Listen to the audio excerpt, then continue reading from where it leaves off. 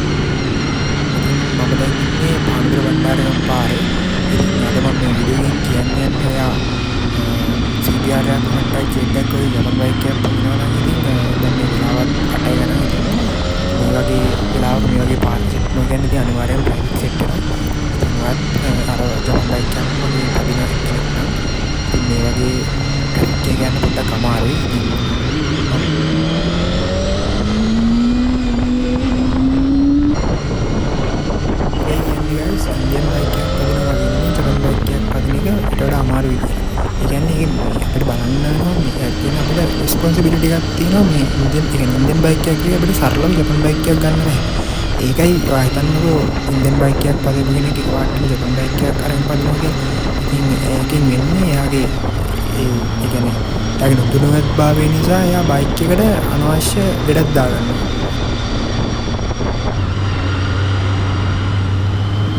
මම දවල් වෙලාව ට්‍රැෆික් එකේ ගිහිල්ලාම ගල්ලාන්නේ කොහොමද රත් වෙන්නේ? එතකොට මොකද්ද කරන්න ඕනේ කියලා විදිහෙන් අරන් ඉන්නවා.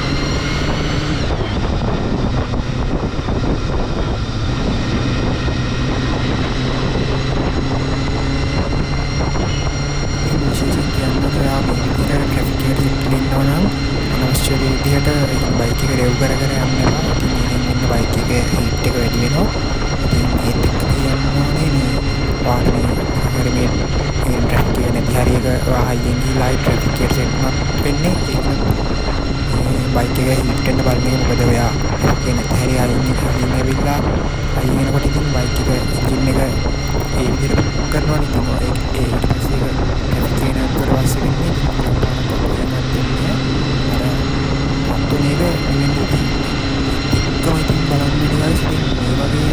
වගේ ෆෑන් එක හරියට වැඩ කරනවද විශේෂයෙන් ඔයා මේක සෙන්සර් දීලා තියෙනවා නම් ඒක ප්‍රශ්නයක් නෑ.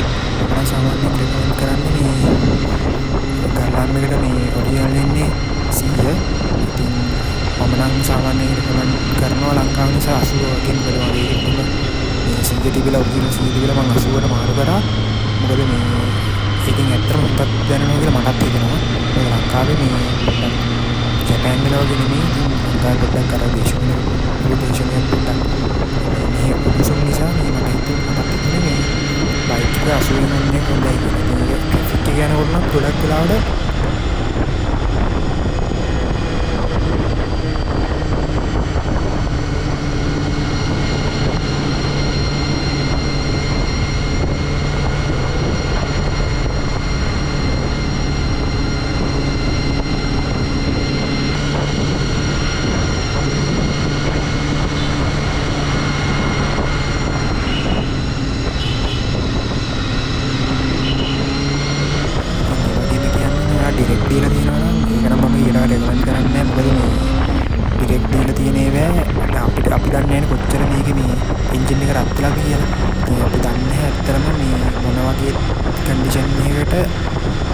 තත්ත්වයකදී අපිට මේක මේ කොහොමද මොනවා වෙන්නේ අනවශ්‍ය විදිහට බයික් එකේ එන්ජින් එක රත්තරා ඒක මේ බයික් එක බොයිල් කරන්න පුළුවන්. ඉතින් එන්ජින් එකට කොහොමද හොඳ නැහැ. ඉතින් අනවශ්‍ය විදිහට බයික් එක රත් වෙනවා කියන්නේ.